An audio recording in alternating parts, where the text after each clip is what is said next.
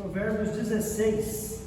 Nós não vamos ler só esse versículo, mas ele é a base. Amém, Gustavo? É a base para a nossa pregação. Provérbios 16, versículo 18. Enquanto você procura, eu vou orar. Senhor meu Deus, em nome de Jesus, que o Senhor use minha vida. Eu me anulo, eu reconheço a minha pequenez e peço ao Senhor que use a minha boca para que abençoe aqueles que vieram hoje para receber o segredo da terceira chave, Pai, em nome de Jesus, e que essa palavra vá e cumpra aquilo para o qual ela foi destinada, e que ela encontre lugar de crescer e dar fruto a 30, 60, 100 por um nos corações que já foram regados pela chuva temporã e serôdia do louvor, e que o diabo não possa roubar essa palavra de sabedoria vinda do coração do Senhor, que está sendo ministrada em nossos corações, em nome de Jesus. Amém e graças a Deus. Coloque a mão no seu coração, feche os seus olhos, diga comigo assim: Espírito Santo, eu não vim aqui perder tempo. Eu vim aqui porque eu creio na tua palavra, e eu sei que é o Senhor que vai usar a boca do homem de Deus para trazer a mim instruções dos céus. Então eu abro meu coração para receber, interpretar e aplicar em minha vida toda a palavra que será ministrada do altar desta igreja, onde eu congrego, em nome de Jesus. Amém? Provérbios 16, versículo 18 diz assim: o orgulho precede a ruína, e a altivez do espírito a queda.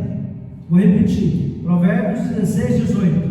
O orgulho precede a ruína, e a altivez do espírito com E minúsculo, precede a queda. Precede eu estou colocando. Amém? O orgulho precede a ruína, e a altivez de espírito precede a queda. Amém? Então, diante disso, diante desse texto bíblico milenar e tão tremendo, que muitas vezes a gente não gosta de ouvir, porque ninguém gosta de ser chamado de orgulhoso. Alguém gosta? Mas a gente é orgulhoso. O orgulho, ele é inerente à condição humana por causa do pecado. Danilson, você sabia que o que derrubou Lúcifer do céu foi o orgulho? Foi o que derrubou ele. O primeiro pecado é o orgulho. E para nós entendermos o que é o orgulho, a gente tem que entender o que ele não é. O orgulho não é humildade. A humildade ela é contrária ao orgulho. E o que é a humildade? A humildade, em uma definição do Aurélio, o pai dos burros, que na minha época era chamado assim, o Aurélio Dicionário, a tradução de humildade é conhecer o seu verdadeiro tamanho. Isso é humildade.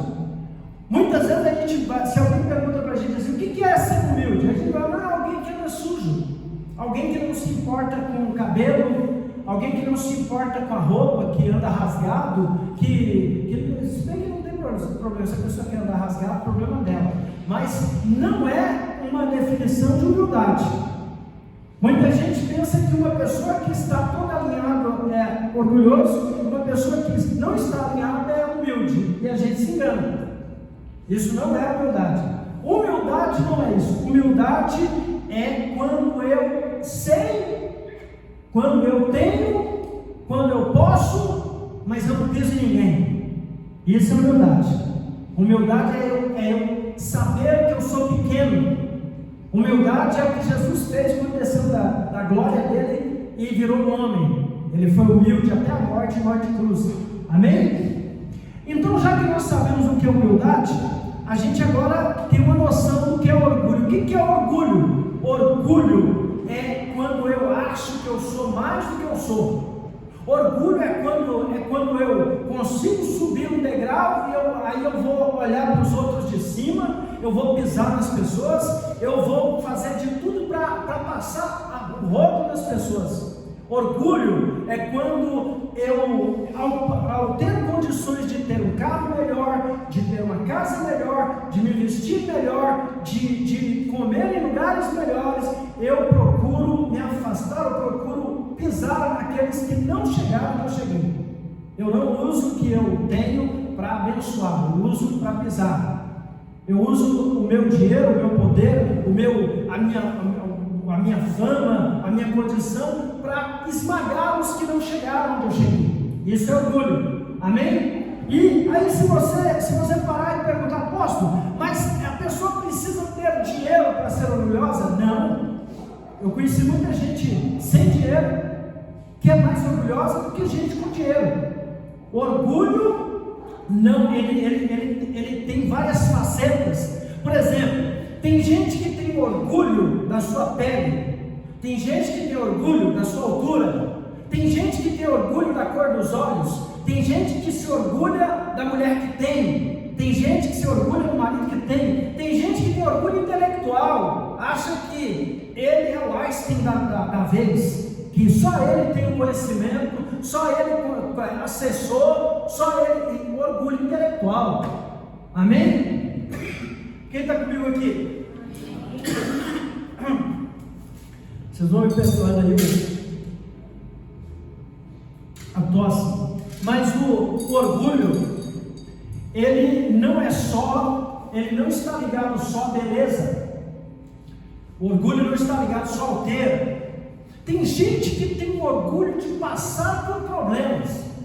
Tem gente que se orgulha de ser um derrotado. Tem gente que tem orgulho religioso.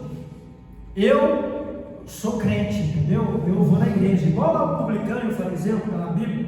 Eu sou crente, eu vou na igreja, entendeu? Tem gente que se orgulha de conhecimento bíblico. É o que mais tem. Orgulho farisaico. Eu conheço a Bíblia muito. Você não. Apóstolo, mas é errado o conhecimento? Não é errado. Mas se eu conheço muito a Bíblia, em primeiro lugar eu tenho a obrigação de praticar, e em segundo lugar eu tenho a obrigação de compartilhar com os meus irmãos que às vezes não receberam o dom da mestria. Amém? Então, Deus, Ele não chamou todo mundo para ser mestre nas Escrituras. Não se engane. Porque a Bíblia diz, Flávia, que nós somos um corpo. Nem todo corpo é dedo, nem todo corpo é olho, nem todo corpo é orelha. Então nem todo mundo vai ser fluente na Bíblia, nem todo mundo vai ter o discernimento de sugar, de tirar. Deus fez assim, por quê? Para que pessoas como eu tivessem o que fazer. Nem todo mundo vai ser levita, para senão a gente quer fazer o quê? Né? Nem todo mundo vai ser missionário, senão quem que ia fazer? A missionária André, a missionária Simira, a missionária Débora. Amém? Vocês estão entendendo? Então não existe nada que Deus faça que seja em vão, e não tem motivo para o orgulho. Mas o orgulho, ele existe. Mas aí você pode estar se perguntando, apóstolo, por que você está falando do orgulho em uma campanha onde nós estamos terminando? Hoje é a terceira chave. Nós na sexta-feira passada nós começamos a campanha da chave, e nós falamos sobre a chave espiritual. Amém? Falei sobre por que Jesus deu a chave para Pedro, que somos nós, né? Porque esse texto é para que dia? Para quem? Para nós. Então eu falei que Jesus tinha dado as chaves para Pedro, o óleo de chaves. Expliquei as chaves que estavam no óleo, e aí nós fizemos essa campanha com 3 chaves que Deus direcionou. Amém? A chave espiritual, a chave financeira e a chave sentimental. Então, na sexta-feira passada eu ministrei aqui sobre a vida financeira, como virar a chave financeira, e o principal, chave do dízimo, chave da oferta, chave do propósito, são chaves que viram a nossa vida financeira, Varmi, que se você não virar elas, se você não usar essas chaves, o sacerdote pode se matar de orar por você, que sua vida não vai sair do mirrado. Você não vai crescer no emprego, talvez porta de emprego não abre, se abrir não fica. Eu falei sobre os gafanhotos, eu li lá, mostrei no texto, tá vendo, amém? Agora, hoje, eu deixei que essa chave que eu estou falando hoje era para sexta passada, mas Deus me deu a liberdade de mudar de lugar, e eu deixei para hoje, porque essa chave é a principal chave da nossa vida, é a principal chave que nós devemos virar, a chave que nós devemos saber usar. E essa chave, nessa administração de hoje, se a igreja estiver cheia de jovens, ela seria uma bênção na vida dos jovens. Amém? Porque essa chave da vida sentimental, ela é a chave que muitas pessoas da igreja, pessoas que estão despertando para o amor, e pessoas que ainda não despertaram, e pessoas que já estão no amor, que já estão numa vida conjugal, se elas tivessem essa instrução, elas não estariam passando pelo que elas estão passando. Porque a chave da vida sentimental é a principal chave. E o interessante é que o diabo, ele sabe tão bem disso, porque nós somos seres emotivos, amém ou amém? Somos ou não somos? Sim ou não? Somos seres emotivos. Nós recebemos isso de Deus, nós recebemos isso da nossa mãe. O aleitamento materno nada mais é do que eles, além de te dar anticorpos, ele serve para te fazer, depois do útero, sentir alguém, sentir comunhão, sentir proximidade. O aleitamento materno fica na sua memória até enquanto você viver. Você nunca vai se esquecer do momento que você ficou no seio da sua mãe. Isso é algo que Deus faz. Amém ou amém? Quem está comigo aqui? Então, diante disso, você pode se perguntar, mas apóstolo, e daí? O que tem a ver o Provérbios 16, 18? Então, ultimamente eu estou escrevendo o meu esboço, e eu tenho algumas partes que eu quero ler, que eu quero ser bem catedrático para você. Amém? Todos nós nascemos com uma necessidade de comunhão. Somos animais sociais, não fomos feitos para viver sozinhos. E o estar sozinho nem sempre significa não ter ninguém do seu lado. Às vezes você está com alguém e você está mais solitário do que se você estivesse sozinho. Amém ou amém? Mas o que vamos tratar aqui é sobre vida sentimental, vida amorosa, vida conjugal e o que precede isso. Pois bem, quero pontuar com a ajuda de Deus situações que nos impedem de sermos felizes nesta área. E como virar essa chave? O verso bíblico que usei reverbera o seguinte, que o orgulho precede a queda. Mas por que este versículo de Provérbios? Simples, porque toda pessoa que não é feliz em sua vida sentimental, é simples, porque toda pessoa que não é feliz em sua vida sentimental é orgulhosa. Você pegou aí? Deixa eu falar para você de forma mais clara. O diabo, ele prende as pessoas em um círculo vicioso de infelicidade sentimental, porque ele aperta na pessoa, ele vira na pessoa a chave do orgulho. E como que é isso? Então deixa eu fazer uma base aqui, deixa eu tecer algo aqui. Em primeiro lugar, aqui no Brasil, vocês estão comigo aqui? Aqui no Brasil, essa questão de vida conjugal, de relacionamento sentimental, é totalmente errado. No Brasil, para nós aqui, falando do nosso quintal, de Brasil, e dentro das igrejas também, essa questão sentimental, ela é algo muito mal interpretado. Primeiro, crianças não deveriam namorar. Eu já entrei em igreja onde os pais deixaram estou falando dois, mas são vários. Os pais permitiram que o menino E Deus sabe o quê? Gravidez. A menina com 12 anos já estava com um bebezinho no colo. E o menino com 12 anos já era pai. Né? Entre aspas. Mas tudo isso em nome do eu sou moderno. A minha mente é aberta.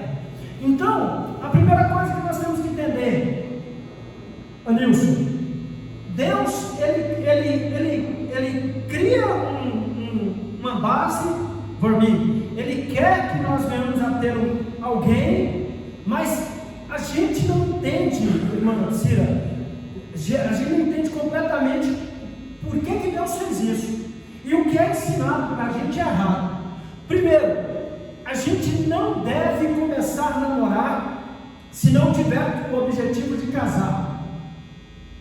Porque o objetivo do namoro é o casamento. E se você é uma mulher de Deus, se você é um homem de Deus, eu quero ser imparcial, que é para o homem e para a mulher, você não pode ficar lambido para depois querer que Deus prepare alguém do bom e do melhor para você.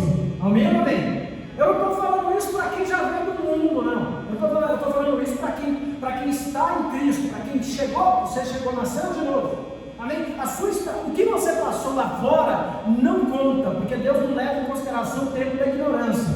Amém? E eu quero te falar o seguinte: não deixe o inimigo jogar seta no seu coração para você ficar, está me magoando. A palavra não é para magoar, a palavra é para curar. Então, eu gostaria muito de ter nascido no lar cristão, porque o meu maior sonho era me entregar em um casamento para uma esposa e ser dela para a vida inteira. O meu maior sonho era ter me guardado, mas eu nasci nas trevas.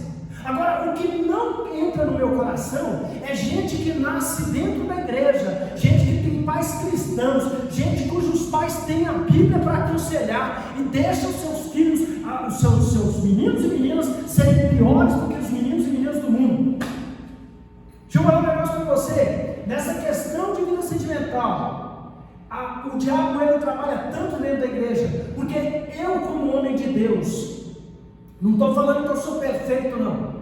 Ninguém perfeito é só Jesus. Nunca vou falar de perfeição. Eu estou falando de integridade.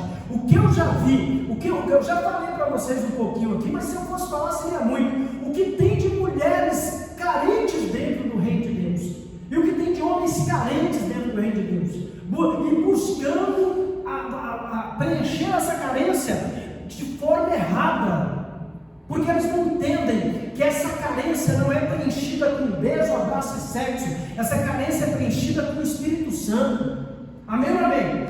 Se alguém perguntar para mim, apóstolo, qual é o cônjuge que Deus quer para mim? Primeiro eu quero desmistificar um negócio aqui. Deus não escolhe cônjuge para ninguém. Eu sei só um pouquinho. Eu desafio qualquer pessoa a pegar a Bíblia e mostrar para mim um versículo onde Deus escolhe um cônjuge para alguém. Deus não escolhe, Deus te dá a sabedoria para você escolher. E qual é a base? Qual é a base para você escolher um cônjuge, alguém que vai caminhar com você? Em primeiro lugar, nós 3:3, como andarão dois juntos se não estiverem? Então, em primeiro lugar, para eu andar com alguém, ela tem que andar na mesma direção que eu. Se eu sou de Deus, essa pessoa também tem que ser de... mas ela é católica, não serve. Eu não sou católico. Ela é budista, não serve, eu não sou budista. Mas ela é da Umbanda, não serve, eu não sou da Umbanda. Mas eu vou ganhar para Jesus. Não vai, ela vai te levar para o catolicismo, para a Umbanda e para o budismo. Já vi isso acontecer. Deixa eu falar um negócio para você. Se você quer uma mulher, um homem de Deus, se você cede em se aliançar com alguém que não é de Deus, ela já te venceu, assim como Dalila venceu Sansão. Amém? No momento que você cede, vou te contar um testemunho meu. Eu era garotão, mais bonito do que eu sou hoje, estava no vigor, estava robusto. E uma garota, ela tinha, apóstolo, nem estava na minha vida, então nem tem problema falar. Eu tinha começado a caminhar com Jesus, e no mundo, o diabo tinha feito um estrago na minha vida sentimental. Eu era do tipo, igual meu pai, eu era mulherengo, entendeu? Mas eu não tinha Jesus. E quando eu vim para Jesus, eu via falando muito disso, da fidelidade, de uma comunhão, eu falei, eu quero isso para mim. E uma garota, ela era de uma família abastada, e essa garota olhou para mim e achou graça em mim, e começou a ir atrás de mim, ia na casa do meu tio atrás de mim, ela andava atrás de mim, e uma garota bonita, todo mundo falava, por que você não pega? Você vai deixar passar? E eu tinha começado, eu não tinha instrução direito ainda, mas de uma coisa eu tinha certeza, ela não era para mim. E por que ela não era para mim? Porque ela não era de Deus. Mas ela tinha dinheiro, ela era a única herdeira da família. Se eu caso com essa menina, eu tinha ficado muito bem na foto. Mas só que eu ia trocar a minha primogenitura por um prato de lentilha. E quando eu fui orar, Deus falou comigo, e eu respeito muito isso. Eu tinha uma missionária que me assessorava, a qual eu respeitava muito, dorme no Senhor, uma mulher de Deus, e fui orar. Crente tem que orar. Deixa eu falar uma coisa para você, a vida sentimental é onde mais você tem que orar, meu querido. É onde mais você tem que orar. E aí eu fui orar, fui jejuar, cheguei, essa mulher não saiu do meu pé, e a missionária virou e falou para ele, Deus está quebrando um laço, tem um laço de pomba gira aí te perseguindo. E o que a missionária falou bateu, porque uma das coisas que ela queria, ela me queria, mas ela não queria que eu fosse crente. Ela me queria, mas não queria minha fé. Então, se você perguntar para mim assim, apóstolo, qual é o primeiro sinal de que alguém é de Deus para a minha vida? Uma pessoa que é de Deus para a sua vida sempre vai te levar para Deus, sempre vai te levar a jejuar mais, sempre vai te levar a buscar mais a Bíblia. Uma pessoa que e tem um detalhe, dependendo de você, a pessoa que é de Deus para a sua vida, ela tem que ter um plus de você, amém? No caso das mulheres, as mulheres, o homem, né?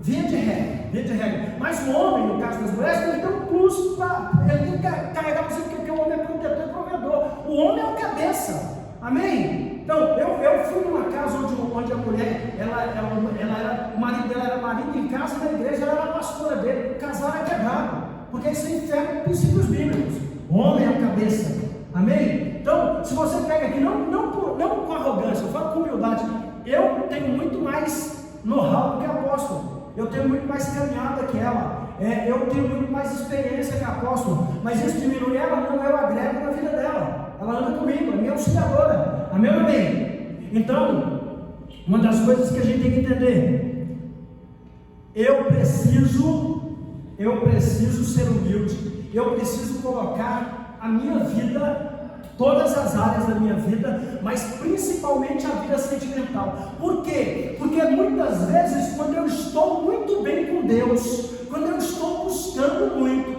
quando eu decido que eu sou noiva do Cordeiro, então eu vou andar com o Cordeiro, eu coloco no meu coração, tomo uma decisão, e eu fico firme naquilo, aí vem o caminhão e coloca um negócio no meu caminho, e vai apertar o botão do sentimental, e eu vou cair.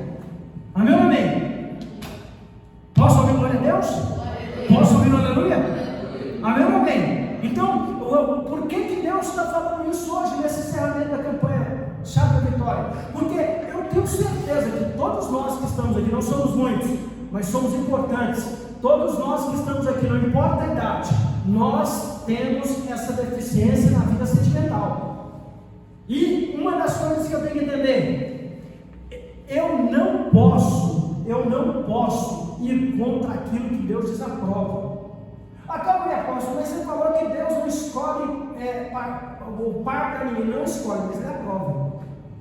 Como que Ele aprova? Você vai ver, Ele vai deixar você ver, Ele vai deixar, você vai perceber. E tem um detalhe, a pessoa também ela pode fazer o seguinte, você tem que ficar muito ligado, porque a pessoa ela pode ser muito de Deus antes de te lançar e se tornar uma treva depois que te pegar. Já vi isso acontecer também, amém?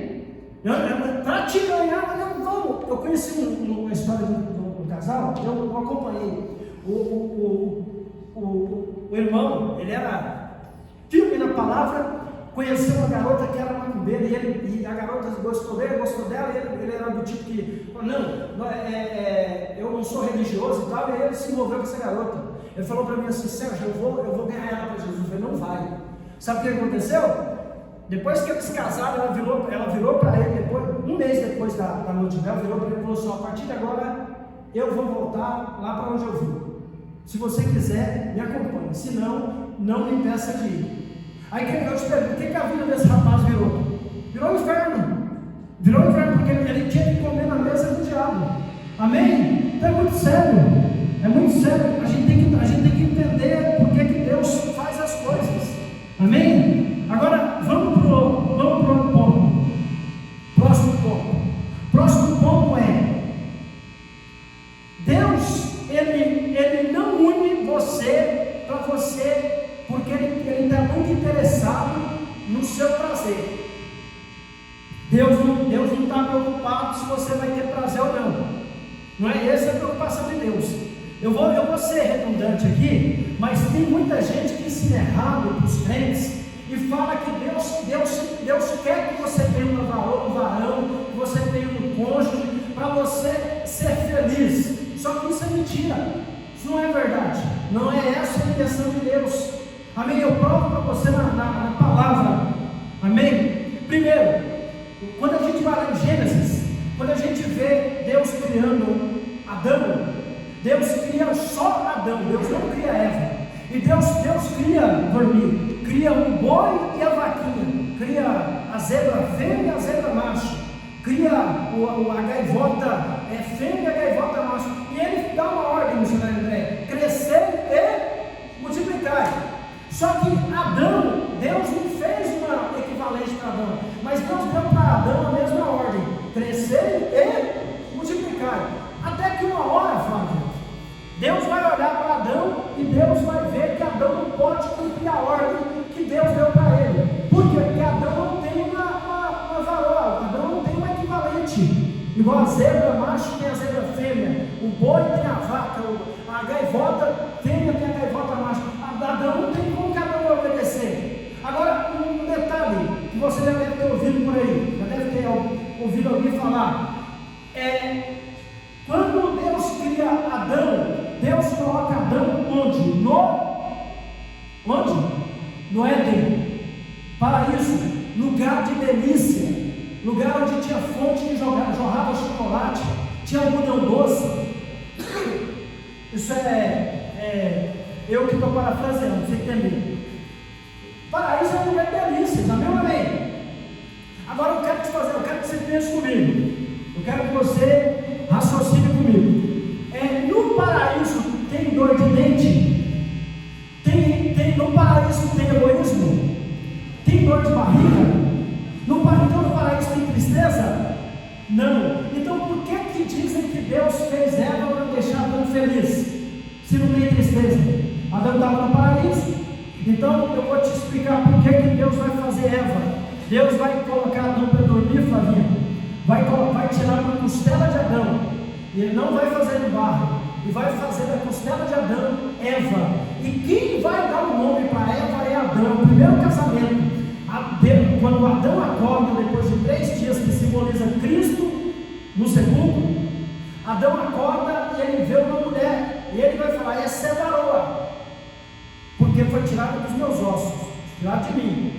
Então ela é carne da minha carne e osso dos meus ossos, ela vai chamar varoa. Então, agora Deus vai falar que por isso deixará o homem seu pai e sua mãe, e se unirá com a mulher, e serão os dois uma só carne. Então agora você está entendendo o mistério.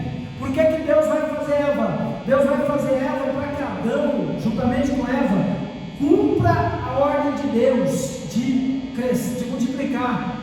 Amém? Então você tem que entender o seguinte: Deus não une pessoas, Deus une propósito. Amém ou amém? Deus não une pessoas, Deus une propósito. Então, na igreja você sempre vai ver algo mais ou menos assim. Quando a varoa tem chamado de intercessão, geralmente Deus vai criar uma situação onde ela vai casar com um homem que tem chamada para liderar. do louvor, quase que sempre Deus vai colocar ele vai casar, quase que sempre, com uma varoa que também tem chamado do louvor. Quando um casal tem chamado unção de rei, Deus sempre vai unir um homem e uma mulher que tem a mão aberta para a obra, porque os dois vão abençoar a obra. Vocês estão entendendo? Então, Deus não une pessoas, Deus une propósito. Amém? Deus une propósito. Agora, deixa eu ler essa outra parte aqui para a gente continuar. A vida sentimental é o trilho de todas as outras áreas da nossa vida. E o orgulho é um péssimo conselheiro. O orgulho não nos deixa reconhecer nossos erros. Amém? O orgulho não nos deixa reconhecer nossos erros. Então calma aí. Esteja você começando uma vida sentimental, ingressando para você chegar ao casamento, ou você que já está casado. O inimigo, ele trabalha de uma forma na vida conjugal. E quando se trata da gente que é cristão, por que é terrível? Porque quando o diabo consegue destruir, quando o diabo consegue atrapalhar a nossa vida sentimental, ele não atrapalha só ele atrapalha um monte, ele atrapalha muita gente. Amém ou não amém? Quando o inimigo, por exemplo, eu e a apóstola, né, Deus que nos livre, mas eu e a apóstola com problema na vida sentimental, atrapalha o ministério, não é só aqui, atrapalha o ministério, ou seja, atrapalha o propósito. Amém ou não amém? E o diabo sabe disso, sabe ou não sabe? Sabe.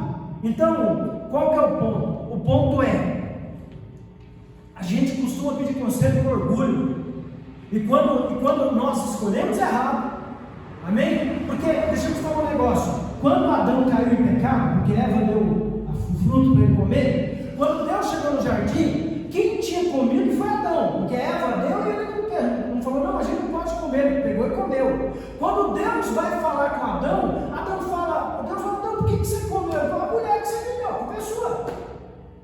E a gente faz isso, por que seu relacionamento está dando errado?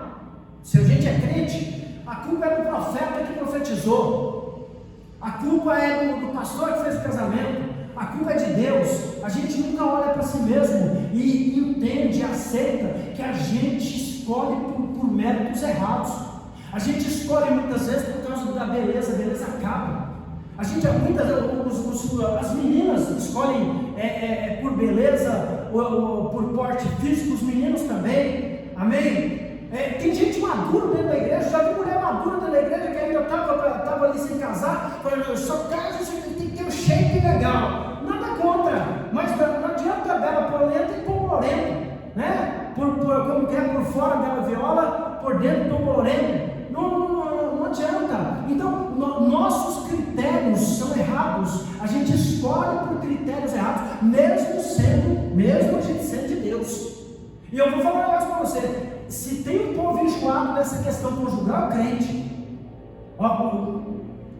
confunde aquela questão de querer o melhor e escolhe por méritos errados. Às vezes casa, se envolve porque a pessoa, ou ela tem beleza, ou ela é de uma família que quer do altar, ou ela tem uma projeção, ou alguma coisa, e vai lá, e acaba numa hora, não, sendo ou não sendo de Deus vai dar certo, não dá. Amém ou não amém?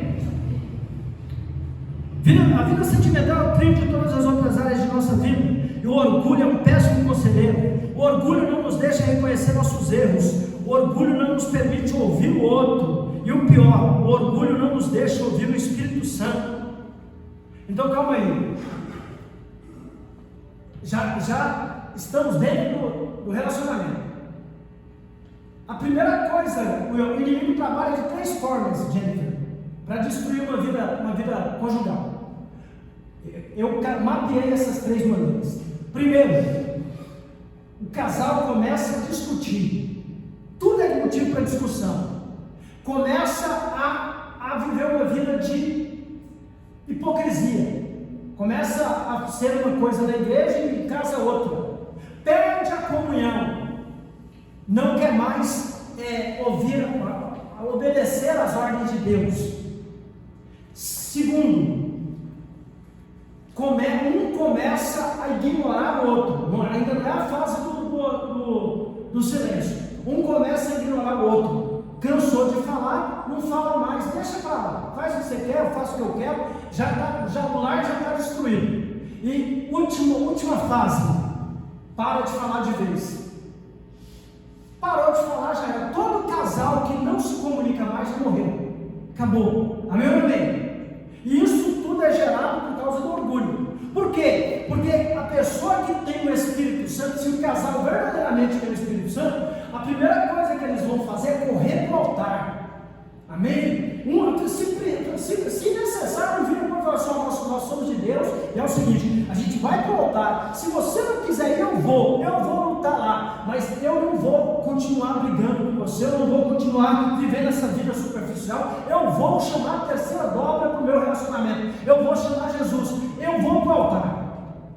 Mas o que acontece é que muitas vezes nenhum dos dois toma essa atitude. Por quê? Porque o orgulho é um péssimo conselheiro. E aí o que acontece? O diabo tem um livro da Rebeca Brau, doutora Rebeca Brau. Quando eu vim para a igreja, foi um dos meus primeiros contatos com alguém que também tinha muito satanismo. E ela pinta um quadro lá muito interessante.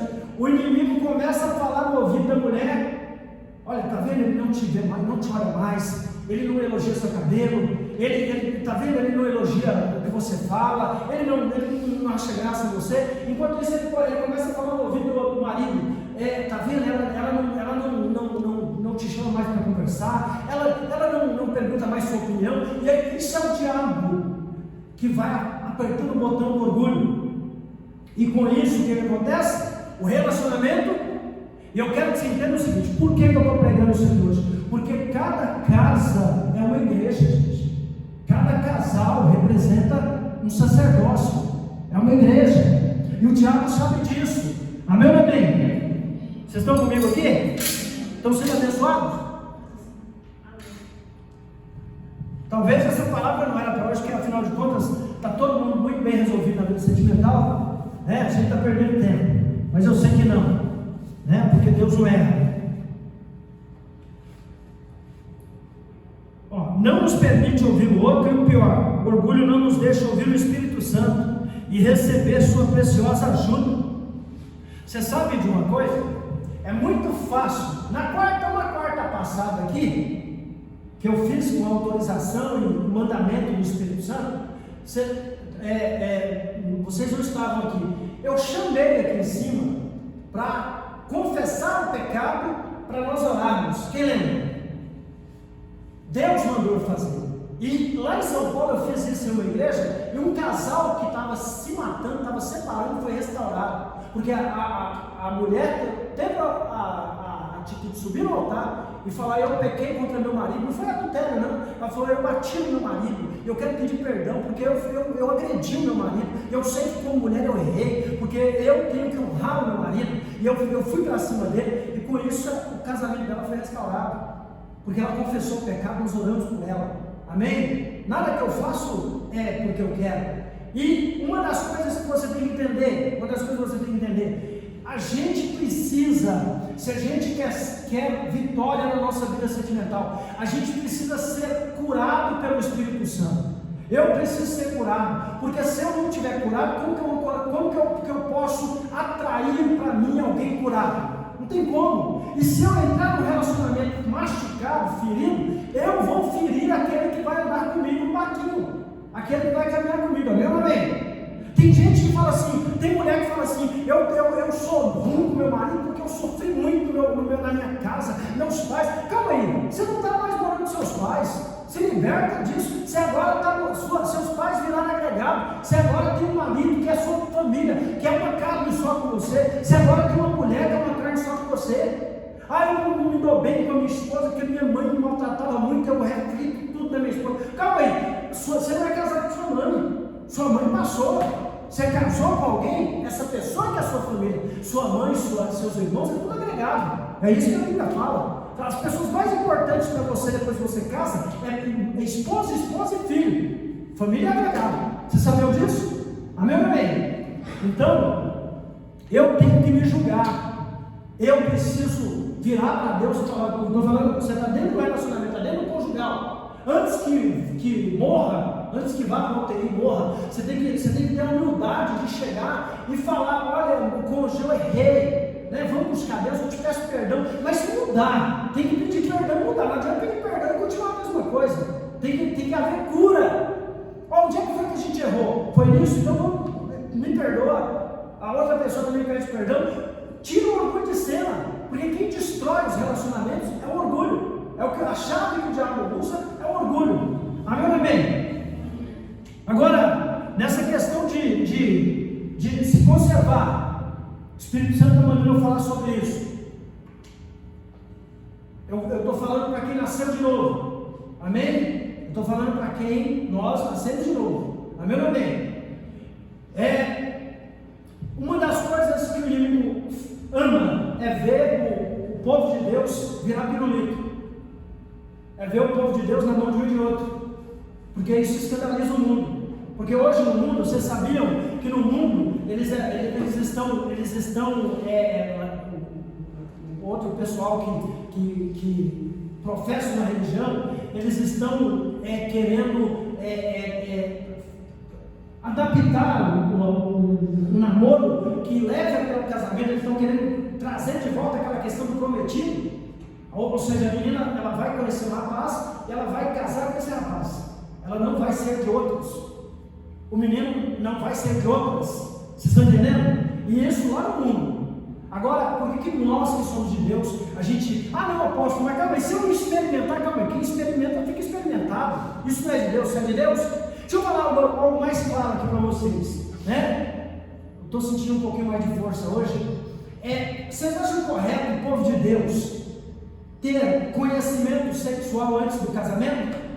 Vocês acham correto? Não é correto nem no mundo, mas na igreja, vocês acham que é correto um casal que está namorando, nem sabe que vai casar, ou mesmo ainda noivo, ter intimidade sexual? Isso agrada a Deus? É bíblico? Não. A Bíblia diz: venerado seja entre vós o leito sem mácula, é o casamento. Para Deus isso ainda é. Um homem e uma mulher só podem se defraudar, só podem tirar as suas vestes depois do casamento. O casamento é que torna os dois uma só carne. Então, se fizer isso antes, é pecado. Se fizer isso antes, está contaminando o casamento. O casamento, o leito deles está contaminado, e eles não terão um casamento feliz. Vai ter um casamento com luta. Amém? Amém ou amém?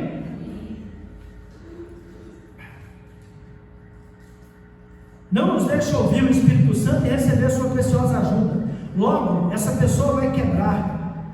Mas qual é a visão de Deus para a nossa vida sentimental? O que Deus pensava quando criou Eva, a mulher de Adão? Deus criou Eva para deixar Adão feliz? Já falei sobre isso. Resposta: claro que não. Então por que Deus criou Eva? Simples, para que Adão pudesse cumprir seu ministério. Escute, Deus não une pessoas, Deus une propósitos. Amós 3:3. Quando olhamos na Bíblia, que é o nosso livro de regra de fé e prática, vemos casais unidos por Deus.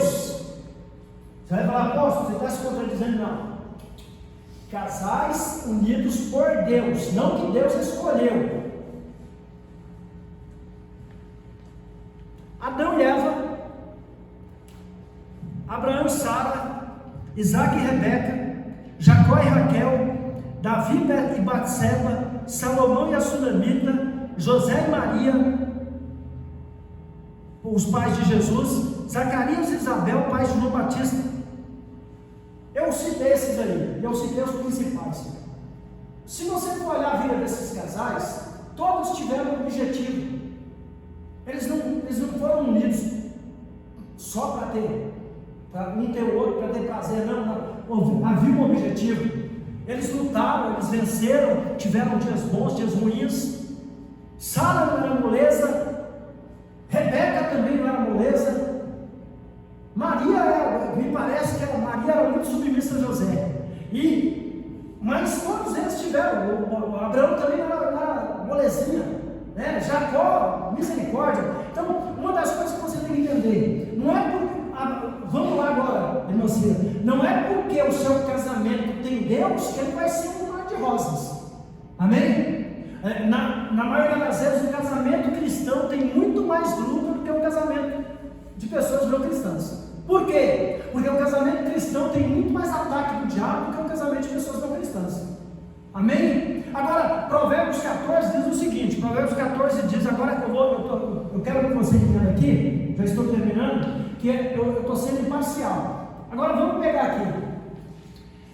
Provérbios 14 diz que toda mulher sábia edifica a sua casa. Então eu quero te desafiar de novo. A Bíblia tem 66 livros. Amém? Me mostra em um dos 66 livros onde diz que o homem edifica a casa. O homem não edifica a casa. Então, quem Deus deu a autoridade, quem Deus deu a função de manter o lar de pé, foi a mulher. Uau! Amém? Toda mulher sábia edifica a sua casa. Deixa eu te contar uma história aqui de uma mulher que eu conheci. Essa mulher, eu fiz a obra com esse casal. O marido dela, ela foi para a igreja, o marido dela ficou sendo usado pelo diabo. Ele pegava o carro enchido de mulher, passava na frente dela com o carro cheio de mulher. Ele bebia, ela ia para a igreja, ele ia para o boteco. Ele falava: você está indo para a igreja, eu vou para o boteco. Ele odiava a crente. Eu conheci o casal.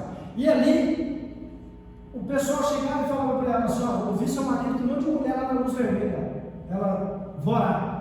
Ela falava para ele assim: seu marido está chovendo, ele está lá na sarjeta, deixa ele lá. Aquele traste merece isso, meu, traste não. Pegava alguém, chegava lá, pegava ele desmaiava, como alcoólico, levava ele para casa, dava banho nele. Eu conheci o casal, estou falando da hora que eu conheci. Dava banho nele, colocava o pijama nele e colocava ele na cama, com a ajuda dos vizinhos. Isso durante 10 anos. E todo mundo falando que ela era trouxa, falando que ela era uma mulher burra, e ela na igreja. Passado 10 anos, que não era pouco tempo, ele um dia virou para ela e falou assim: mulher, hoje eu quero ir para a igreja com você. Aí ela falou assim: vai mesmo, domingo, hoje eu quero ir para a igreja com você. Tomou banho, bebeu, se arrumou, foi para a igreja com ela, aceitou Jesus como Salvador. Quando eu os conhecia, já eram pastores. E aí, ela me contando que ela perguntou para ele: por que você decidiu vir para Jesus? Por que ele falou assim: mulher, você me aguentou durante 10 anos, te humilhando. Eu fazia de propósito, eu passava com mulher na sua frente. Você foi me pegar bêbado na sarjeta. Eu podia morrer lá. Você me pegou, me colocou em casa, você deu banho em mim. Você nunca me negou um prato de comida, você sempre cuidou das minhas roupas. Você nunca me falou uma palavra dura. Você nunca brigou comigo, eu achava até que você não existia. Você nunca me maltratou. Eu demorei para decidir, entendeu? Eu quero esse Deus que deixa alguém assim como você. E os dois, depois de 10 anos, você pode falar: apóstolo, 10 anos, mas antes tarde do que? Nunca, Deus não tarda, amém? Depois de 10 anos, Deus abençoou, eles prosperou os dois. Ela passava com ele na rua, ele de terno, com a Bíblia, eles indo para a igreja para pastorear rebanho. E ela passava, ela me contando, que ela passava com ele, e ela passava de cabeça erguida, no salto alto, com ele do lado, e falava: olha, a minha bênção que vocês queriam que eu desistisse aqui. Ela não desistiu, mas ela foi mulher sábia. Amém? Então, o que isso quer dizer? Que muitas vezes você não tem a bênção da sua vida sentimental, porque você não é mulher sábia. Porque você também não é mulher sábia. Agora, nós não edificamos a casa. Tem que ser dos dois lados. Mas a mulher tem que ser sábia. Amém? Tem que ser sábia. Você tem que ser sábia para escolher com quem você vai casar. Você tem que ser sábia para se comportar com relação ao seu marido. Se você é uma mulher de Deus, você tem que ser submissa. Não é capaz, não. Submissa, andar debaixo da mesma missão. Tem que levar seu marido para Cristo. Você não pode, deixa eu te falar um negócio, você não pode ser uma mulher de Deus e você colocar no chão bolinha para o seu marido ficar vendo mulher lá de shortinho, curtinho, dançando lá. Não, isso não é mulher sábia. Você tem que ser uma mulher que traz seu marido para o Senhor. Você tem que ser uma mulher que, primeiro, calma aí, nós vamos viver, nós temos um restaurante para ir, nós temos uma praia para ir, temos uma churrascaria, sim, mas primeiro vamos buscar o Senhor. Isso é mulher sábia. Porque se você não fortalecer seu matrimônio, sua vida conjugal, na hora que o diabo chegar, está fraco e quebra. Amém ou amém? Amém ou amém? Amém ou amém? Amém. Vamos para o final. Lá em Efésios 5:22, lá diz que o homem, eu não vou ler para a gente ganhar tempo, mas Efésios 5:22 diz que o homem deve amar a sua esposa e a mulher deve respeitar o marido. Sendo bem objetivo, Vormir, por que Deus pede para a mulher respeitar o marido e pede para o homem amar? Porque o homem tem dificuldade para amar e a mulher precisa de amor, e o homem, a mulher tem dificuldade de respeitar e o homem precisa ser respeitado. A mulher que não respeita o seu marido, ela desonra a Deus. O homem que não ama a sua mulher, e a Bíblia diz que é quem dá a vida por ela, ele desonra a Deus. Então, se a gente quiser um manual para o casamento, é Efésios 5:22. Amém? Ou seja, quem manda no lar, quem é o cabeça é o marido. Está na vida conjugal já. No lar, quem é o cabeça é o marido. O marido tem que ser o protetor e o provedor. Ele provê e protege. Porque a mulher, tem mulher que fala, na minha casa sou eu que mando, é espírito de Lilith. Entendeu? Espírito de Jezabel. A mulher, apóstolo, mas calma, eu vou ter que fazer tudo para o marido. Não, já falei, anda junto. O casal que é abençoado tem comunhão, gente. Anda junto. Então, por isso que tem que ser desde o começo. O Vormir é pedreiro. Vormir, se eu começar uma casa com alicerce desnivelado, vai dar certo? O que acontece depois? Vai cair. Então, se você construir sua vida sentimental, você vai querer começar uma vida conjugal. Se começa a base errada, lá na frente vai dar certo? Não. Então, eu tenho que entender o seguinte.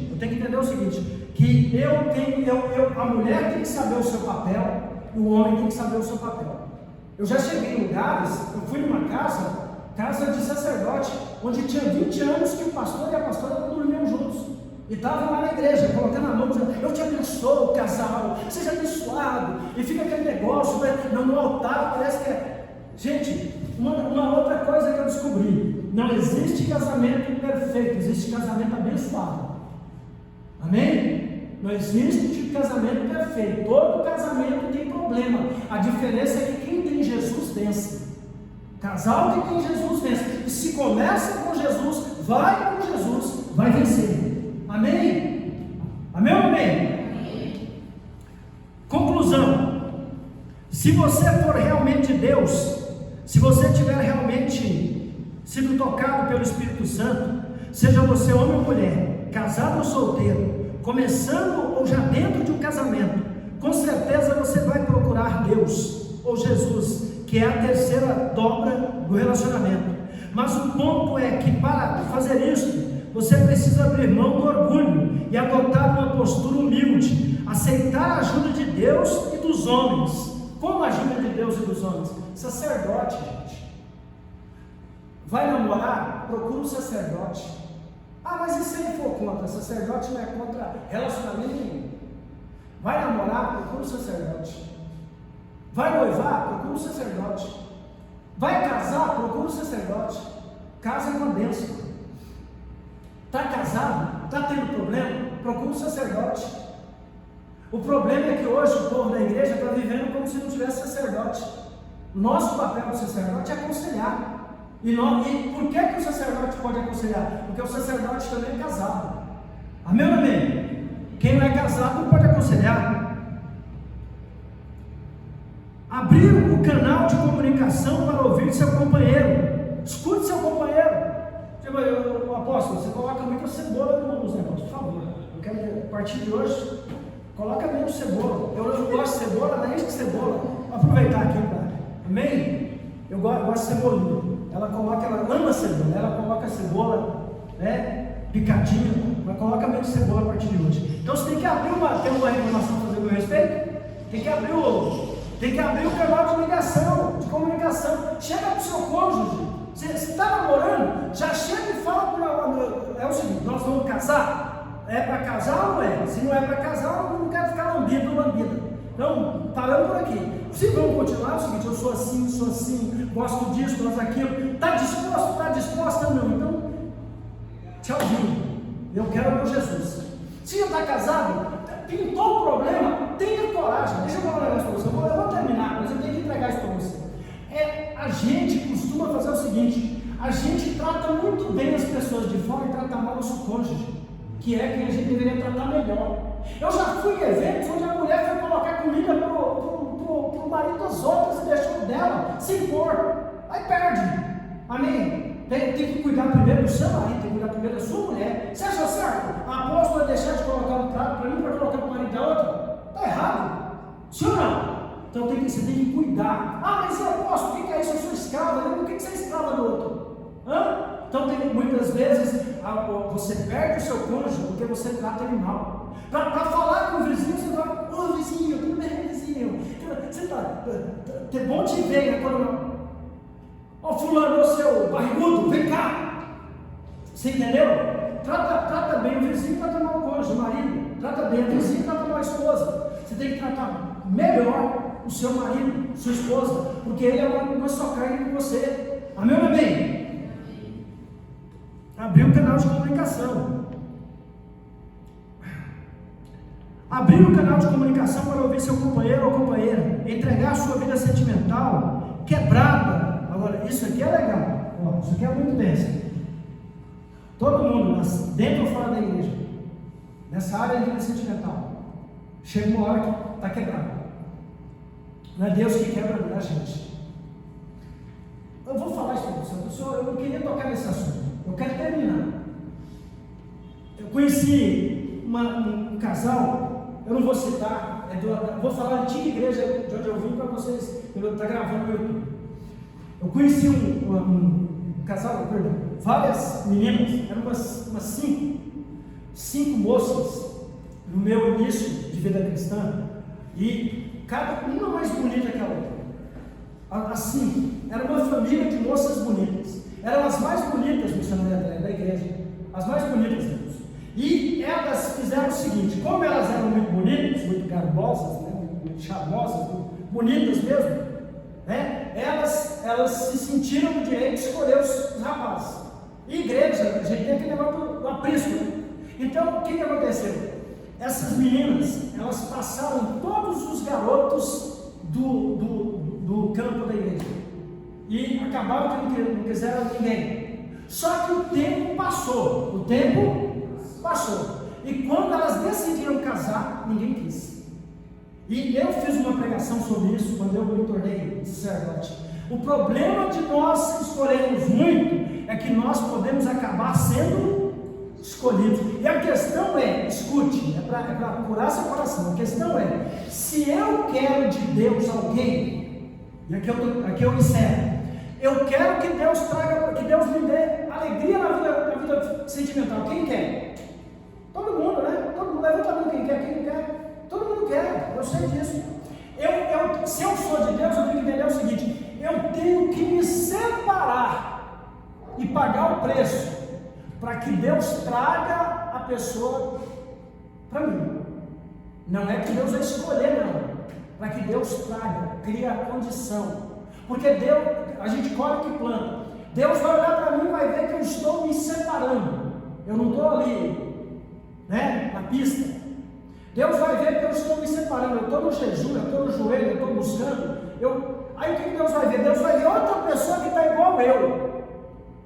Deus vai olhar, aqui tem uma menina, estou falando do cara hipoteticamente, tá?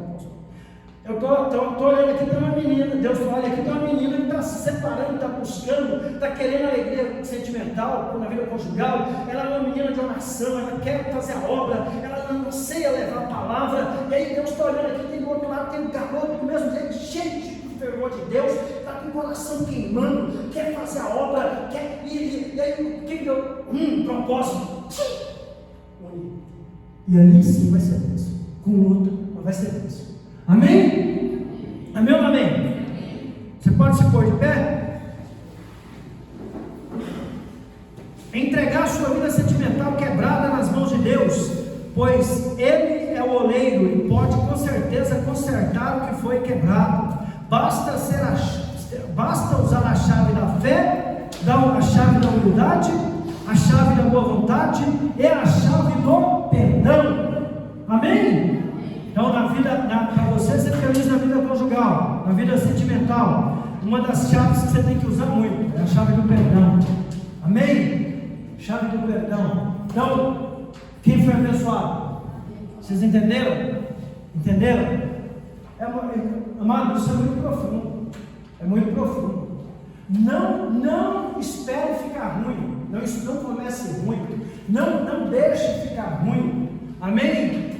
Se alguém não te leva para Deus, ela não é de Deus para a sua vida. Amém? Se alguém não te leva para Deus, ela não é de Deus para a sua vida. Amém ou amém? Gustavo, deixa eu falar para você aqui. Vou te entregar, está no horário. Deixa eu te entregar algo de Deus. Eu não conheço você me conhece?